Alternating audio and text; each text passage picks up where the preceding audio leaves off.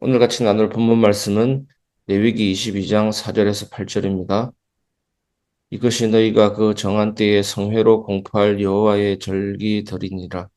첫째 달 열나흔 날 저녁은 여호와의 유월절이요 이달 열다섯째 날은 여호와의 무교절이니 이를 동안 너희는 무교병을 먹을 것이요 그 첫째 날에는 너희가 성회로 모이고 아무 노동도 하지 말지며 너희는 이래 동안 여호와께 화제를 드릴 것이요 일곱째 날에도 성회로 모이고 아무 노동도 하지 말지니라. 아멘.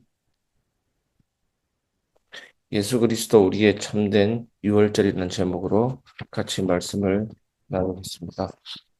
오늘 본문은 우리가 잘 알고 있는 유월절과 무교절의 기원을 보여주고 있습니다. 레위기의 절기들은 단순한 종교 행사나 고대의 제사 규정이 아니었습니다. 그 안에는 하나님께서 우리를 어떻게 구원하셨는지, 그리고 우리가 어떻게 살아야 하는지에 대한 복음의 핵심이 담겨 있습니다. 유월절은 이스라엘의 애굽의 종살이에서 해방된 날이었습니다. 하나님께서 어린 양의 피로 그들을 구원하셨고, 그날 이후 그들은 하나님의 백성이 되었습니다. 그러나 오늘 우리는 이 유월절을 예수 그리스도의 십자가 사건 안에서 새롭게 바라봐야 합니다. 누가복음 9장 31절의 말씀 보면 예수님께서 별세하실 것을 말씀하시되라고 나와 있습니다. 그 별세가 바로 엑소더스 출애굽을 말합니다. 예수님은 십자가에서 출애굽을 이루신 것입니다. 왜냐하면 사도 바울은 이렇게 선포했습니다. 우리의 유월절 양 곧 그리스도께서 희생되셨느니라. 고린도전서 5장 7절. 예수님은 유월절 어린 양으로 오셔서 우리를 죄와 사망의 권세에서 해방하셨습니다. 그분의 피 아래에 있는 자는 심판이 지나가고 구원이 머무는 인생이 됩니다. 구원하다라는 이 단어가 히브리어로 소조라는 단어인데 단지 우리의 죄 사함만이 포함된 것이 아닙니다. 전인적인 모든 것의 구원입니다. 우리가 기도 응답 받는 것도 구원을 체험하는 것이고 성령의 인도 받는 것도 구원을 체험하는 것이고 우리의 삶이 변화되는 것도 구원을 체험하는 것이고 하나님의 은혜로 고난을 통과하는 것도 구원을 체험하는 것이고 상처가 치유되고 질병이 떠나가고 하나님 나라가 임하는 것 구원이 구원이 머무는 그 인생 체험입니다.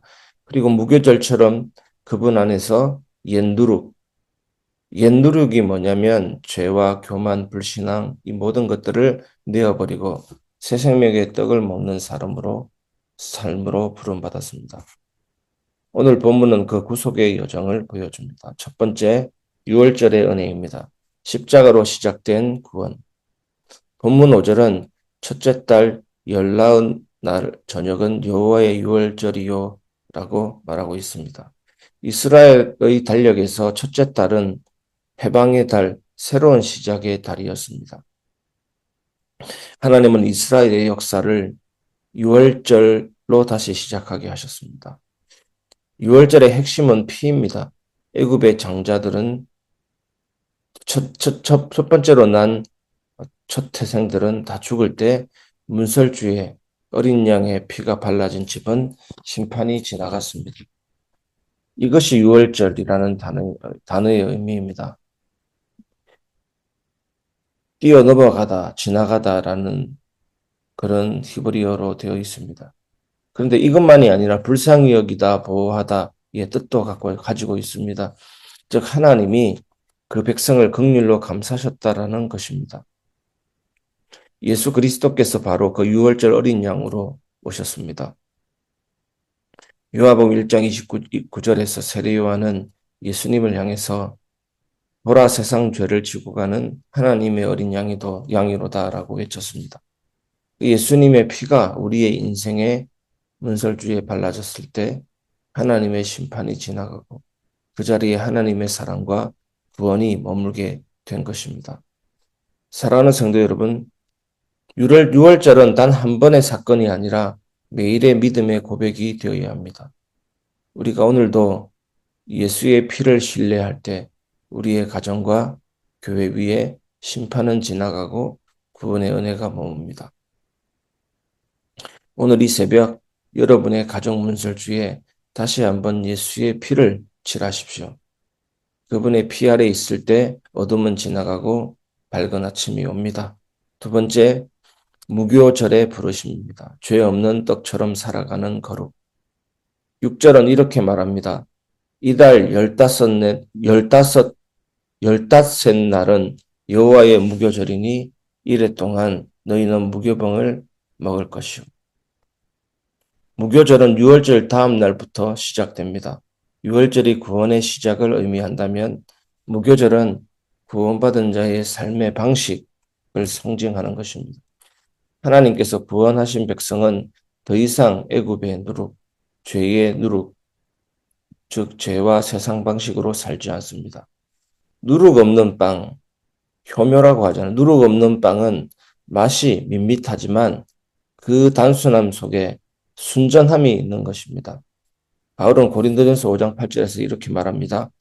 이러므로 우리가 명절을 지키되 묵은 누룩도 말고 악하고 악의에 찬 누룩도 말고 순전함과 진실함에 누룩 없는 떡으로 하자라고 말하고 있습니다. 사랑하는 여러분, 무교절은 단지 누룩 없는 빵을 먹는 절기가 아닙니다.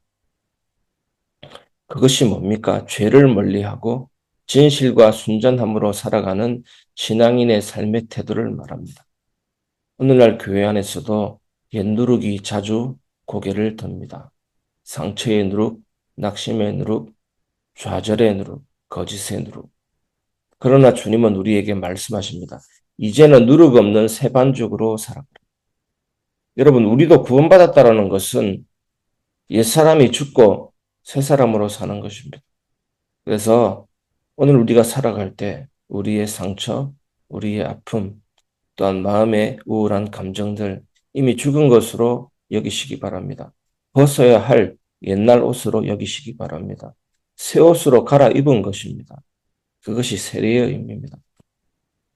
그래서 어떤 신학자는 세례라는 것은 의복을 갈아입는 사건이다. 옛날 옷은 벗어버리고 그리스도 옷 입는 사건입니다. 오늘 계속해서 그리스도의 옷을 입으시기 바랍니다. 옛 누룩은 버리고 새 누룩으로 살아가시기를 바랍니다. 처음에는 이게 뭐야? 그렇게 싶기도 합니다. 그런데 십자가의 현실은 우리에게 옛사람은 죽이고 새 사람을 세운 것입니다. 그래서 우리에게 어떤 감정이 올라올 때 죽은 것이다. 어떤 불신앙이 올라올 때 죽은 것이다. 옛 습관이 올라올 때 죽은 것이다. 나는 새 사람이다. 나는 그리스도의 옷을 입는다. 계속 의복을 갈아입는 것입니다. 오늘 영적인 거울 앞에서 여러분 자신의 모습을 볼 때 그리스도 옷 입은 모습으로 보시기를 바랍니다. 그리스도의 구속은 단지 죄사함에 머물지 않습니다. 그분의 생명으로 새로 빚어진 삶, 성령의 반죽으로 거룩하게 된 공동체가 바로 교회입니다. 그래서 여러분, 교회의 진정한 부흥은 외적인 변화가 아닙니다. 프로그램이 많아지고 숫자가 많아지고가 아니라 누룩 없는 거룩함이 다시 살아날 때 시작이 되는 겁니다. 세 번째, 성회의 은혜. 구원받은 자가 함께 모이는 예배의 능력입니다. 7절에서 8절 보면 하나님은 반복해서 말씀하십니다. 그 첫날에는 너희가 성회로 모이고 아무 노동도 하지 말며 일곱째 날에도 성회로 모이라. 성회, 거룩한 모임이란 뜻인데 곧 하나님 앞에서 함께 모인 공동체를 의미합니다.